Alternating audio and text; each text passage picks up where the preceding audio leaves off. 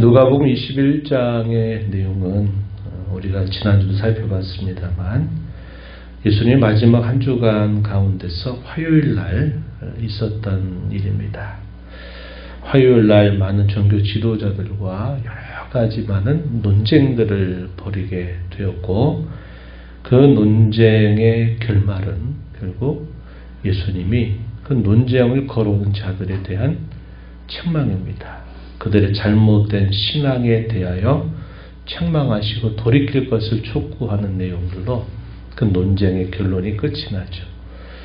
그들은 원했을 것입니다. 자신들이 더 이상 답변할 수 없는 어려운 질문들을 던져서 어떻게든지 이 예수를 책잡으려고 하는 마음을 가졌지만 결론은 그 주님을 당해낼 수가 없습니다. 그분이 말씀을 주신 분이고 그 말씀에 대한 궁극적인 권위를 가지고 계신 분이시기 때문에 그분을 향해서 아무리 그들이 하려고 해도 자기 모순에 빠질 수밖에 없었던 것이죠.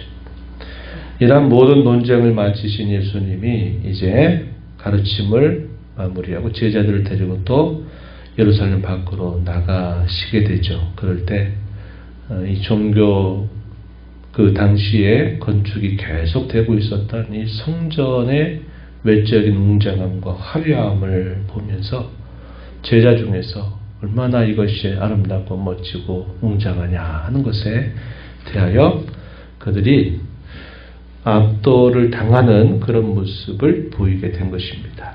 그러자 주님이 하신 말씀이 바로 이 감람산에서 주어지게 되는 강화의 내용들이고, 그 내용들이 우리가 읽은 5절부터 마지막 절까지 쭉 소개되고 있는 말씀입니다. 그 전에 1절부터 4절에 이르는 내용에서는 앞서 20장 말미에 서기관들의 잘못된 신앙, 남들에게 보여주고 다른 사람들에게 상을 다 얻기를 바라는 그들의 위선적이고 외식적인 신앙에 대하여 오히려 반대되는 그런 가르침을 주고 있는 부분이죠. 어떤 이야기냐? 예수님이 성전에 헌금을 하고 있는 가난한 과부를 유심히 지켜보셨습니다.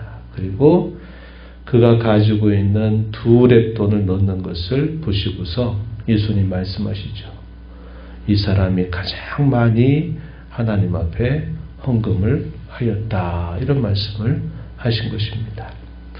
부자들은 자신들이 가지고 있는 돈이 여유가 있기 때문에 액수적으로는 훨씬 많은 것을 하나님 앞에 드릴 수 있지만 이 과부의 경우는 자기의 생활비 전부를 넣었다고 할 만큼 실제적으로 드린 액수는 작은 금액이었지만 하나님 그 여인의 마음을 보시고 그 어느 누구보다도 많은 것을 하나님 앞에 드린 사람이다. 그래서 예수님은 겉으로 화려하고 경건하고 겉으로 볼 때 그 신앙이 좋아 보이는 그런 사람들보다 그의 보이지 않는 면에서 그의 마음을 지켜다 보시면서 그 마음이 하나님께 향하는 그 중심을 보시면서 이것이 예수님이 보시는 시각이요 하나님께서 지켜다 보시는 시각이다 하는 사실을 말씀하시는 겁니다. 그래서 이 앞에 20장 말미에 서기관들의 태도와 반대되는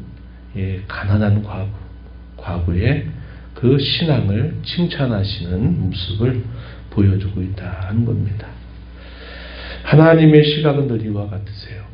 사람은 우리 사람의 심장과 폐부를 살피신다 그럽니다. 그래서 그 마음의 동기, 그 마음의 생각, 중심이 어떠하냐를 무엇보다도 항상 먼저 지켜보시는 분이시다 하는 것을 우리가 알게 되고, 그러한 시각으로 여전히 여기 부자가 드리는 헌금과 가난한 과부가 드린 헌금을 예수님께서 평가하시면서 이 여인이야말로 하나님께 많이 드린 사람이다 이렇게 보시는 것입니다. 성전의 외적인 그 화려함과 웅장함에 참 놀라고 기뻐했던 몇몇 제자들에게 예수님은 찬물을 깨운 듯이 이렇게 말씀하시죠. 6절에 이것들이 날이 이르면 돌 하나도 돌 위에 남지 않고 다 무너뜨려지리라. 이런 예수님의 말씀은 크게 두 가지 의미가 있습니다. 하나는 월요일 그 전날에 성전에 올라가서 노끈으로 채찍을 만들어서 성전을 심판하시는 행위를 하셨던 것.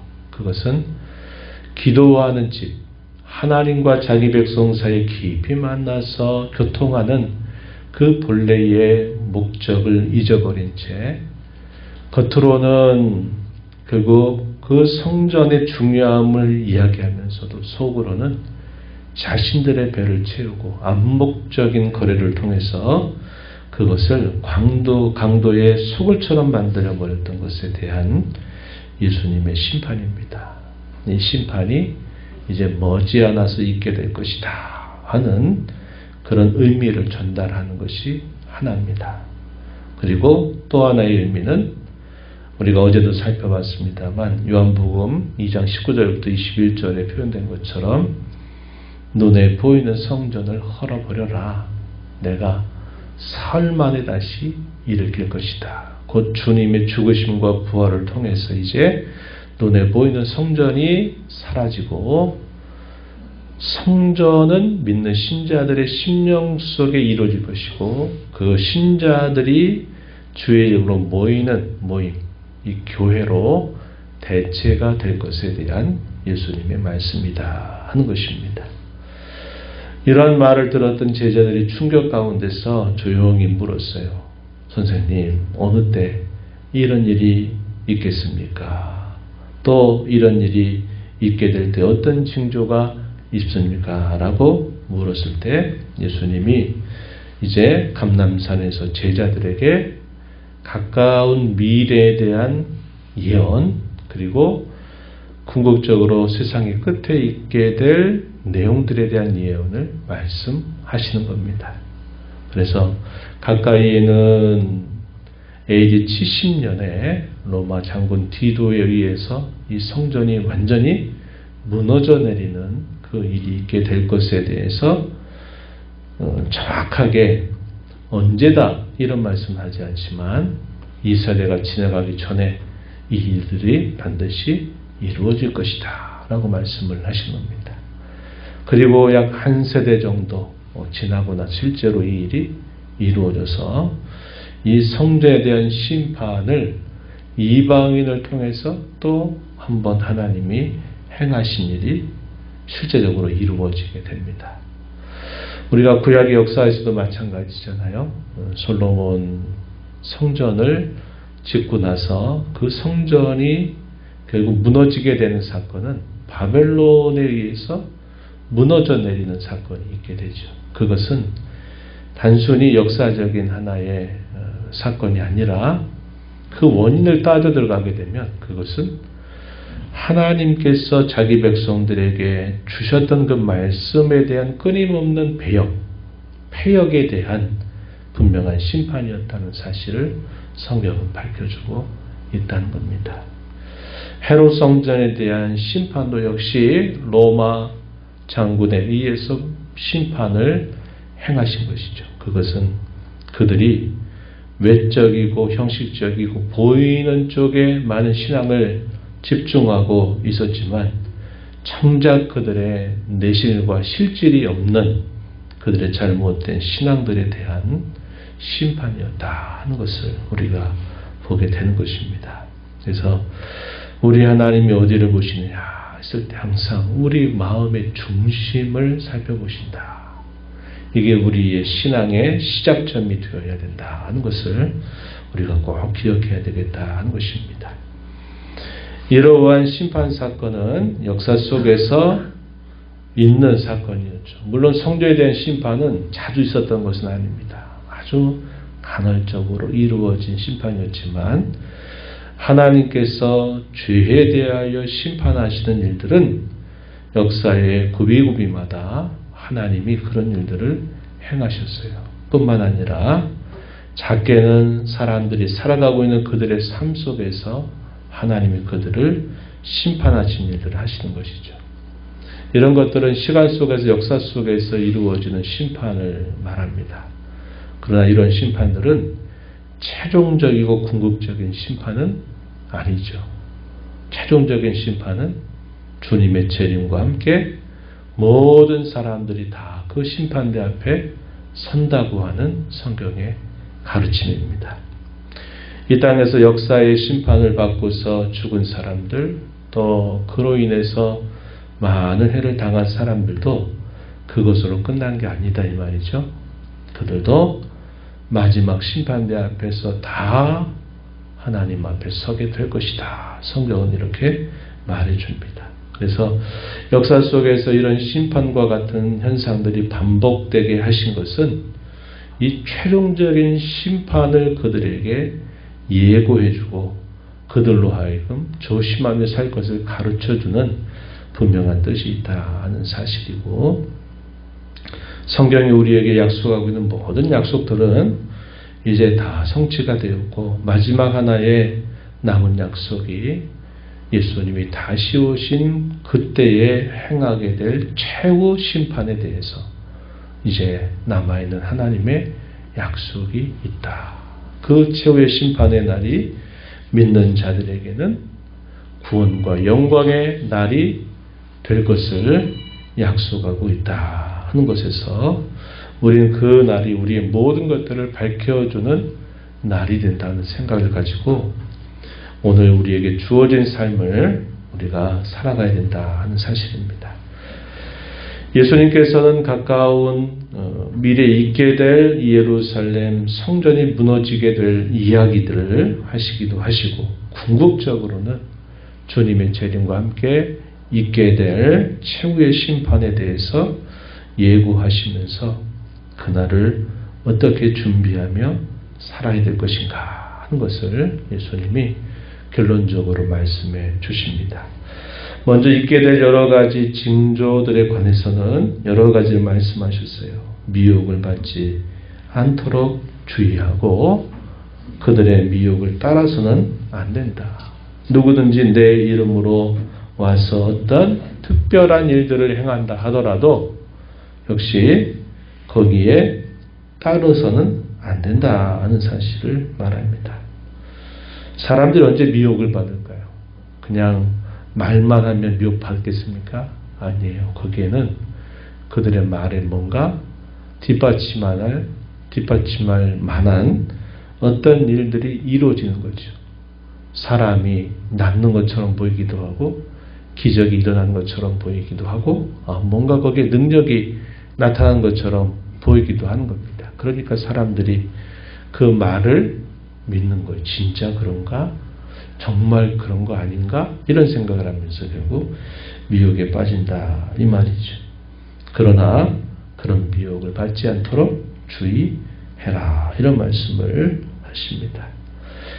난리와 소의 소문을 들어도 두려워하지 말아라 또 이렇게 말씀해요. 멸망이 있게 될 때 민족이 민족을 나라가 나라를 서로 대적하고 자연의 현상으로는 지진과 기근과 전염병과 무서운 일들, 큰 징조가 있게 될 것이다. 이렇게 말씀을 하셨습니다.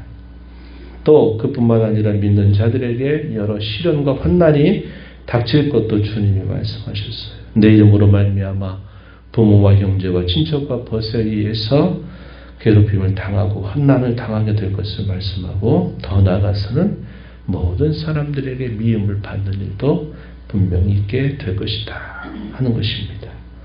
그러나 그것이 너희에게는 증거할 기회가 될 것이다. 13절에 그렇게 말씀해요. 이 말은 그때 우리의 신앙의 진가를 통해서 우리의 믿는 이 신앙의 내용들을 통하여 그들에게 예수님을 믿는다고 하는 것에 대한 그 증거를 드러낼 기회가 될 것이다. 이렇게 말씀하는 겁니다. 우리의 힘으로 될 일이 아닌 거죠.